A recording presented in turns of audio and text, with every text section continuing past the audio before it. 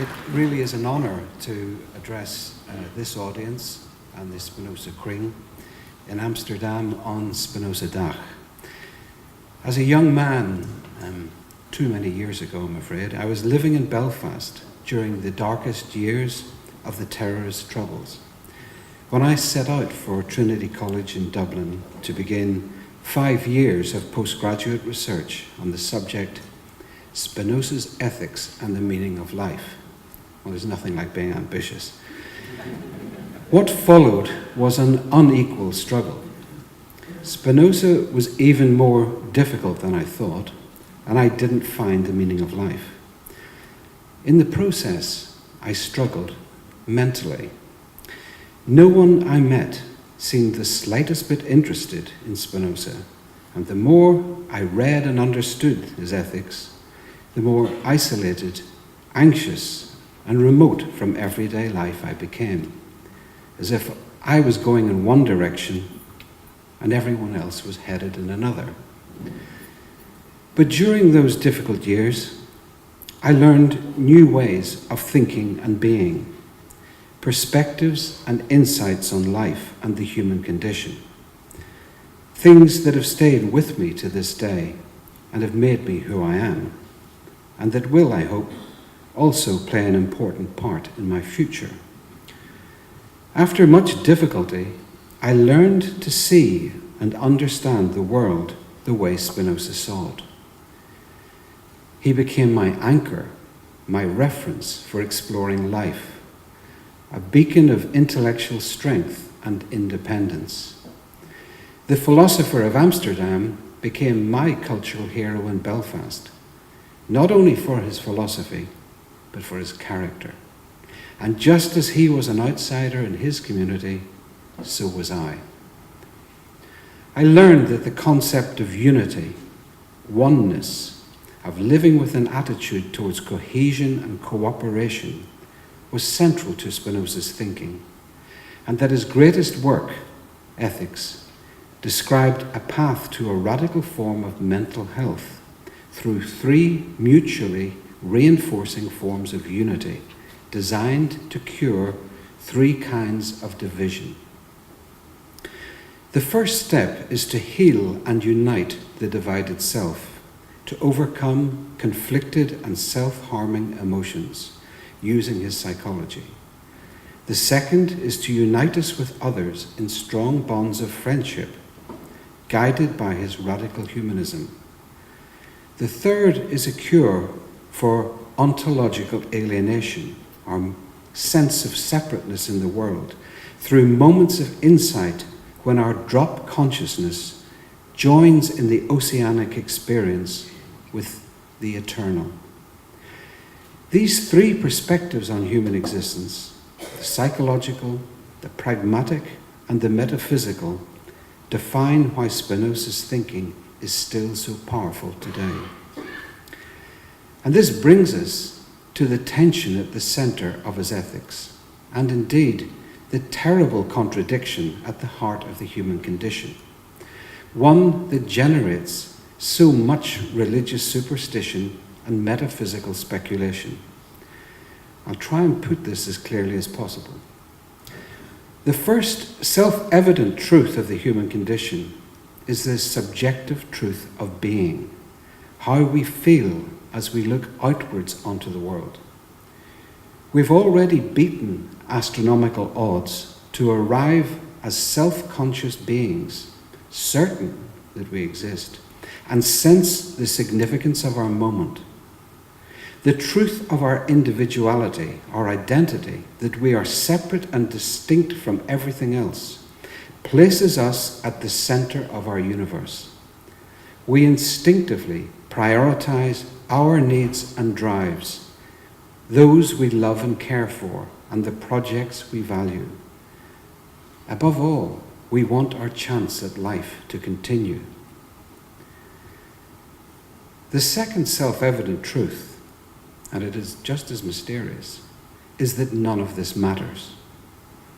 From the perspective of timeless eternity, whether we live or die, whether our projects succeed or fail, what we want for ourselves and others, means nothing. Everything we value, including our lives, will be taken from us. No matter how hard we fight, how much we care, or how good or valuable we are to mankind. If you want to believe our lives and hopes matter in some objective way, choose a religion, but don't read Spinoza to find the answer. These two truths represent life and death, or more accurately, time and eternity. They're at war with each other and define the drama of the human condition. Their conflict inspires great art, writing, theatre, music, acts of courage, love, and self-sacrifice. But it also drives the dark side: depression, meaninglessness, war, suicide, and violent extremism. The conflict is resolved in death, in that the second truth always wins, and we as individuals must surrender. But it's our defiance, our stubborn striving to hold our identity in the face of inevitable loss, that makes the human condition feel like a restless, if not urgent, roller coaster ride. Like many great thinkers, Spinoza tries to reconcile these two truths, and he does it beautifully. He teaches us how both perspectives, both truths can be held and experienced simultaneously. He shows us a way to bring them together as a lived experience, purely for the love, strength, and peace of mind it brings us. This is his magic. His ethics has gifted us a strange, extraordinary philosophy of this world, yet not of this world, that makes it one of the truly great philosophical masterpieces. Today, I'm a practitioner in counter-radicalization. I'm not an academic. It's more than 30 years ago, in fact it was Jesus College, Oxford, that I last gave in Oxford on last gave a lecture on Spinoza's humanism. So forgive me if I'm a bit rusty. And I'm proud of my role as an advisor to the city of Amsterdam, in particular for the opportunity to advise a mayor who's not only a world-class politician, but a considerable fan of Spinoza. Today I'm speaking for myself, since I also advise a number of governments and organizations. Most of my work can't be made public. My approach is rooted in witnessing firsthand the community radicalization and violence in Northern Ireland. My training as a psychoanalyst, a decision that was inspired by reading Spinoza, and the intensity of my work in war zones. But what part does Spinoza play? How could ideas which were around 350 years ago possibly impact on today's very modern and complex issues? Well, today, since it's Spinozadag, I'm going to present Spinoza as the philosopher of counter-radicalization. So far as I know, this is a world first, so sit tight. There are three ways, big ways, his philosophy can help us. The first is to use his theory of human emotions in ethics to rethink our approach to preventing radicalization. The second is to follow his radical intellectual lead in the Theological Political Tractatus to reframe the situation the West finds itself in.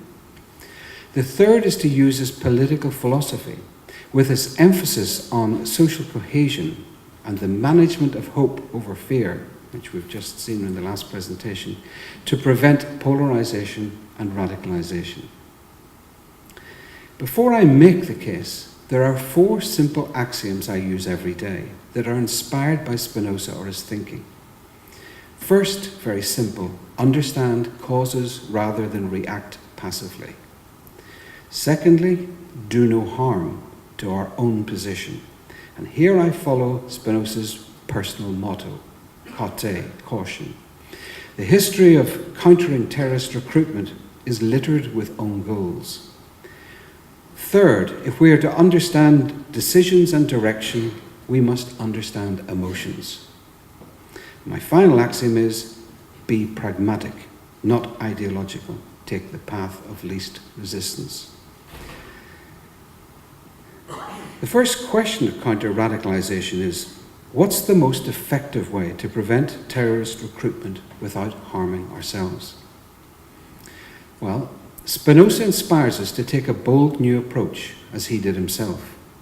At the beginning of the Theological Political Tract, he says, all men are by nature liable to superstition. And since we must rethink where we are, we must first examine our own false narratives and superstitions. The most damaging superstition is the West's default framing of the terrorist conflict as a religious, cultural, and ideological war, a clash of civilizations. This terrible, delusional slogan was used to radicalize and militarize the West's response to 9/11, with disastrous consequences. It defined the conflict in binary emotional terms. You're either for us or against us. You're a good Muslim or a bad Muslim. That made conflict more meaningful for terrorist recruits and enabled Al-Qaeda to claim for years, Islam is under attack, come and defend it. We've also made the mistake of focusing on the radical theology as the cause of radicalization. I'm going to explain why. This overdetermined the role of religion, fueled Islamophobia, encouraged populism, and helped to drive social and political polarization. In my view, the election of Trump as President of the United States can be traced directly to the failed overreaction of the US response to 9/11. And any hope that the West can recover from its mistakes has evaporated with his election and the appointments he's been making since. It's no surprise that if we're focused on the ideology, we're also using the wrong tactics by treating counter-radicalization as a kind of argument, a clash or a war of ideas, as if we could debate facts, apply theological arguments, and alleged Western values to defeat terrorism. It's called the counter-narrative, and it has made things worse by drawing attention to the terrorist point of view without making any impact. We're simply talking to ourselves. Spinoza is very clear about this. True ideas don't have the power to remove obstinate or false emotions or beliefs simply by virtue of being true. And realistically, theological debate, as Spinoza would argue, has got nothing to do with truth anyway. Put simply, we can never win this argument, even when we're right. It's the wrong argument and the wrong approach. So if it's not a clash of civilizations, what is it? Well, Spinoza devotes the majority of ethics to understanding human emotions. And no emotions are more important in his politics than the interplay of hope and fear. Indeed, the elimination of fear is central to his project. He says, a free people is led more by hope than by fear, while a subjugated people is led more by fear than hope. That's our clue to what's really going on. Today, he would recognize that European democracies, not the Middle East, have become the front line in a new kind of psychological war around the emotion of fear. Fear for security, fear of Muslims and Islam, fear of immigrants, fear of refugees, fear of loss for a way of life, and most importantly, fear of uncertainty and the future. In Spinoza's terms, all this is impacting our imagination, filling us with negative, passive emotions, anger and fear. Populists and Islamic State share the same strategic objectives: to divide, polarize, and radicalize our population. We're the front line of this psychological war, since this is where the fear of terrorism and its propaganda meets the amplification of domestic populism. Populists convert these fears into nostalgia for a lost past, using the language of nationalism, racism, and Islamophobia. They endow nativism with an almost mystical significance. The strategic weakness of democracy is that without strong leadership, it struggles to cope with instability and sudden movements in mass psychology.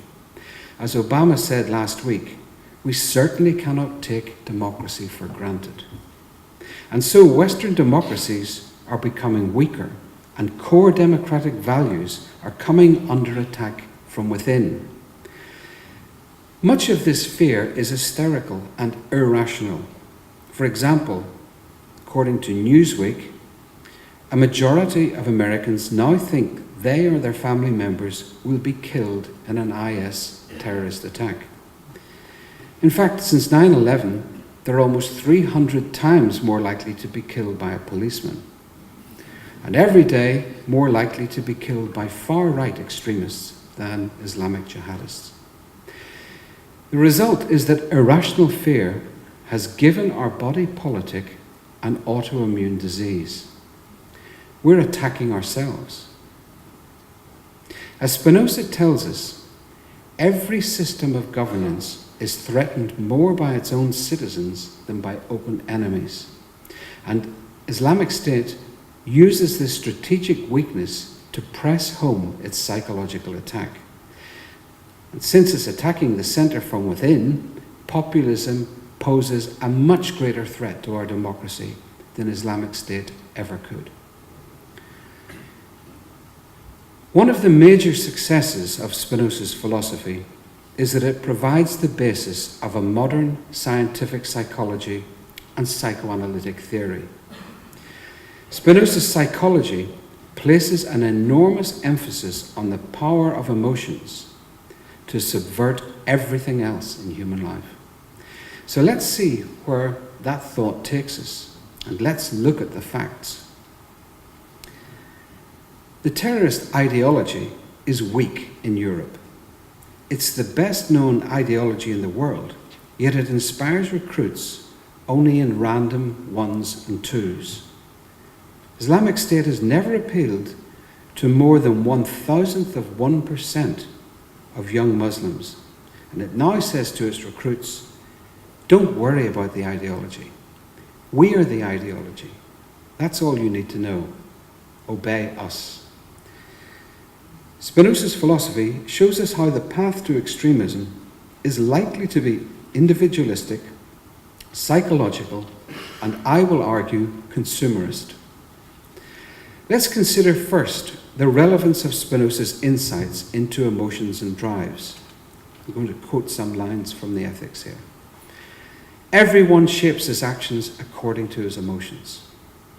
Everyone strives to increase his own sense of power, to seek his own advantage.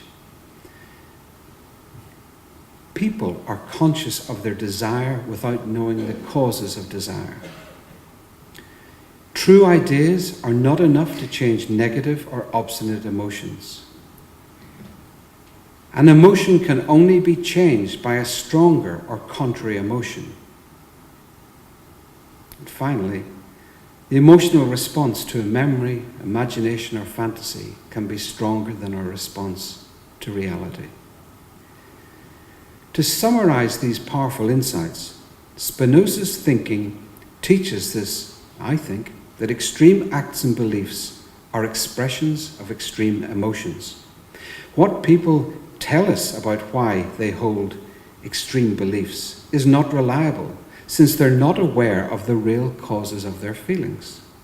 Ask a jihadist exactly why he radicalized, and he couldn't reveal the real causes even if he wanted to be honest. Every psychoanalyst knows we can vigorously defend but secretly doubt what we believe to be our strongest held beliefs, including the ones we say we would die for. As John le Carre's clever spy, George Smiley, says, every fanatic is hiding a secret doubt. We need a stronger explanation for violent extremism than simply being convinced by a theological argument. Today, we would not expect to help someone suffering from an eating disorder by arguing with them about their nutritional needs. Something else, something much more profound is going on. We know it's a psychological condition. And we should take the same approach with counter-radicalization. The question we now need Spinoza's help to answer is, if theological belief is not the real cause of terrorist recruitment, what is? Well, first we must understand that European jihadists aren't like Middle East or North African recruits. They're born, raised and educated with Western rather than Sunni Islamic values. Islamic State is a radically violent Sunni sectarian organization, and yet most European recruits have no idea, and certainly no grievances that relate to, differences between Sunni and Shia Islam. Like Protestants and Catholics in Belfast, sectarianism was an excuse for violence, not a cause. Like everyone else, European recruits are consumers in a consumer culture and instinctively relate to how brands use feelings and emotions to influence and communicate symbolic meaning, identity, and values. They also face anti-Muslim sentiment, and those countries with the highest levels of anti-Muslim sentiment, no accident, have the highest number of recruits pro rata. And this is something that doesn't exist in Muslim countries, so recruits from Middle East and North Africa do not suffer from Islamophobia. So, in Europe, there's already a distinct impetus towards finding a countercultural, anti-Western identity. If we put these two things together, consumerism and search for identity, we come up with brands. Consumerism, as a form of identity building and attachment, has taken on many aspects of religious devotion. In the 17th century, meaning, identity, and attachment were defined by religious belief, sect, and congregation. Today, these are replaced by consumer desire, brand loyalty, and social media networks. In the 17th century, the purpose of this life was to find salvation in the next. In today's celebrity culture, many seek fame and recognition as a form of redemption. Could we imagine Spinoza's landlady, Mevrouw van der Spijk, today asking if she'll be famous when he dies? Spinoza's thinking tells us to follow the emotions, always. Unlike theological argument, which deals in ideas, opinions, and abstractions, brands quickly communicate powerful emotional stories that appeal to fantasies of power, identity, and crucially, a sense of belonging. Because they appeal to unconscious emotions, people identify with or reject brands for reasons that are close to love or hate, feelings that they cannot explain rationally. As the poet says, the heart has its reasons, of which reason knows nothing. In Spinoza's words, again, we're conscious of desire, but not the hidden causes of desire. In the Court of Our Handling, hope you like the Dutch, Spinoza writes, we could not exist without enjoying something with which we become united and from which we draw strength. As we shall see, for the European jihadist, where the radicalization process is becoming faster and faster, the union he draws strength from is not with Allah or the worldwide Ummah or the Caliphate, but the powerful fast food, the instant gratification of the off-the-shelf jihadist brand. In this way, in days, he buys into Islamic State as a consumer rather than as a genuine religious believer or convert. And this doesn't happen by chance. Islamic State is set up like a media conglomerate. It projects its carefully managed brand package into the West to target alienated desire and lost identity, preferring recruits today who have a violent criminal background, and almost 70% do. There's no battle of ideas on the part of Islamic State or genuine effort to convert. There's simply a push for media exposure and connection. It's a symbiotic relationship. The Islamic State brand narrative offers a transformed life, a second chance, a sense of victimhood redeemed, becoming a player in a world historical struggle from being a nobody to being on the main news, and the promise of recognition that means, in the end, his life, in our terms, can be a success, a marriage of victimhood and celebrity. This is Western, it's not Islamic. A diet based on the values of reality TV, Hollywood revenge movies, and social media profiles. And they're fixated by all these. Spinoza, in the 17th century, recognized in the autobiographical fragment from his amendment on the understanding the devious attraction of the all-too-human weakness of fame. And in terms of branding strategy, it's exactly how the Trump campaign operated as well. All emotion and unspoken fantasy, an imagined, shared backstory, vague promises of greatness, but lacking genuine ideological content. It works. The point is, none of this requires belief or even the existence of an ideology.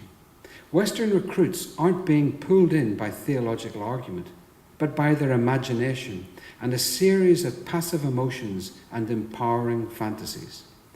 The ideology today can be reduced to shouting Allahu Akbar and is simply one more branded product, like a black flag, a ski mask, an unopened copy of the Quran, or if you're French, a burkini. If we look at this through the lens of Spinoza's theory of emotions, we can see the mechanism of radicalization more rationally. It's about a mess of emotional needs and drives being matched by carefully crafted fantasies of meaning, identity, purpose, revenge, and fame. Social cohesion has become hugely important in preventing community radicalization and maintaining state security. In this regard, the actions of populists driving polarization by manipulating public fear are a direct threat to our security. This is why Islamic State celebrated the election of Trump. Spinoza recognizes that public fear of uncertainty causes conflict and breaks social cohesion, and that people who swing wildly between hope and fear can believe almost anything. He argues that political and religious rulers have taken advantage of fear of uncertainty to impose standardized and manipulative belief systems. Fundamentalists and populists exploit fear of uncertainty in a self-defeating way, namely that they need, in fact, to encourage fear if they are to stay relevant. It's ironic that they quickly produce too much certainty. That is, intolerance, instability. Spinoza knows uncertainty can be a negative force, yet he offers a radical solution. Not, how can we remove it? We can't. But how can we use it to help improve social interaction?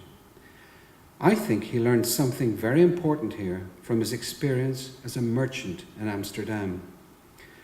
The city's cultural DNA is rooted in an independent, pragmatic state of mind, a product of internalizing the habit of negotiation from trade and trust in commercial procedures, together with the cooperation inherent in the Polder model in the 17th century. Rather than fear of uncertainty, Amsterdam's citizens used constructive uncertainty and risk management as a way to increase interaction by negotiating their everyday practical certainties. In this way, the positive interplay of hope and fear enabled them to embed core democratic values, in particular pluralism, tolerance of the other, but also a skepticism towards the brittleness of fundamentalism. The key was the development of a state of mind, the democratic mindset and the flexibility of thinking that brought.